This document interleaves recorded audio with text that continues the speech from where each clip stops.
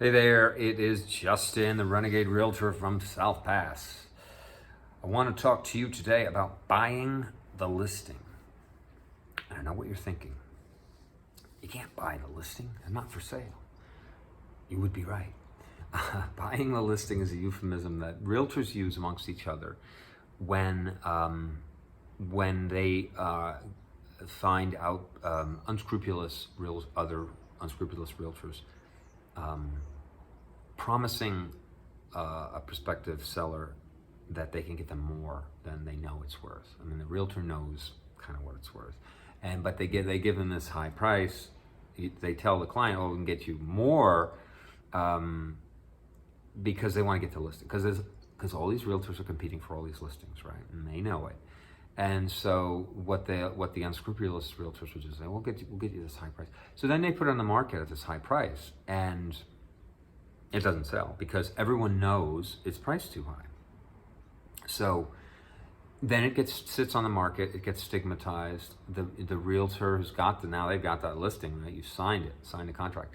Now they're, we got to bring it down. They're not. It's not selling. Let's wait, And then but it gets stigmatized, and it gets people lose interest, and the people who would have looked at it didn't look at it because it was too high, and it doesn't go well. And usually what happens is it sits on the market a little too long. You start getting low ballers, and you don't get the offers you want. Now, on the converse is that a good realtor, and this is who you want to work with, a good realtor comes in and prices the house properly. And it's amazing to me how basically the comps in the neighborhood dictate the price for the most part. That's the shorthand. And it's amazing how that will, and everyone's looking at the same comps, and people figure out, okay, what's it, and it'll come down to within like 1% a lot of the time. It'll be very precise. And I mean, a house is not like gold, but it's close. It's closer than you think. It's a commodity, and where gold, it's as a precise, what an ounce of gold is trading for today is precise. Houses are not that precise, of course, but they're a lot more like buying gold than you'd think, gold or silver or whatever, a commodity that has a very specific number on it. Houses are amazingly defined by the comps in the neighborhood, and everyone will come to a very similar number on what a house is worth. And when the house is priced properly, suddenly there's a lot of interest. It goes out. Everyone sees it. Oh, 2 beds, 2 baths. It's in this neighborhood.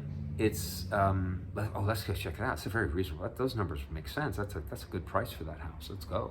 So you get all this interest, and then you get a lot of people in. You get a lot of people. If with any luck, you get a lot of people excited by the house because it's priced well. It's a good deal, reasonable price, and fair price. And then all these people get interested, and all these people bid, and then it ends up they start to outbid each other. It happens all the time. I don't know. I don't want to say I didn't believe it. It was really shocked me how that works. It's a phenomena that occurs where houses get bid up. Low-priced houses that are priced properly get bid up. Houses that are overpriced get bid down, and it's going down is bad. Most people think, well, you price it really high and then let them. But strangely enough, you will net more money. Usually, most of the time, you'll net more money if you price it low and let it get bid up. And remember, you can always cancel. You can kill the deal. I mean, at some point, if you sign enough papers, you're stuck. But in the early stages, you just say, "Oh, sorry, I changed my mind." And if it makes your realtor crazy, well, that's part of the deal. So keep that in mind. Good realtors price the property properly and then go up from there. And one of the things that I'm going to talk about on another episode is the way realtors recently will put it on a coming soon at a really low price. And the day it goes active, they'll bump it up to the correct price. But by that time, everyone's gotten all this interest. And the thing is, that's unethical. Well, no, because the good realtor is going to put it at the price it should have been all along. And then somebody's going to, oh, it's the price it should have been. Oh, I'll take it. No, and nobody's offended. How about that? So remember, the realtor you're selling, one realtor comes in at 900,000. Another realtor says, no, this house, I can get you $1 million for this house. The one saying 900 is probably the one you want to work with. And here's what I suggest you do: is if you're interviewing two realtors, one's kind of high and one seems low, or you can't tell which is right, ask them to prove it to you. And I guarantee you, if you don't get greedy, and the greed doesn't cloud your judgment, because you want that $1 million pile of money. Listen closely. The realtor saying it's worth 900 will probably be more convincing, because they can be, because they have the data, than the realtor saying $1 million. The realtor saying $1 million probably won't be able to justify it, or something won't be right. Look for it. And remember, it's the damnedest thing. It's a phenomena that it's always better to start low and go up. It's always almost always worse to start high and go down. It's a stigma. What's wrong with this property? Why is the price coming down? And we never looked at it anyway, because we knew the price was too high from the start. We didn't bother with it. Those are the things that happen with overpriced houses. So remember, your realtor is not trying to price the house low just to get a sale. I mean, that's possible, but generally speaking, if it seems low, it's because they are pricing it right. And another thing, prop tech will tell you it's worth more than it is. Prop tech will be wrong, and a good realtor will be right. And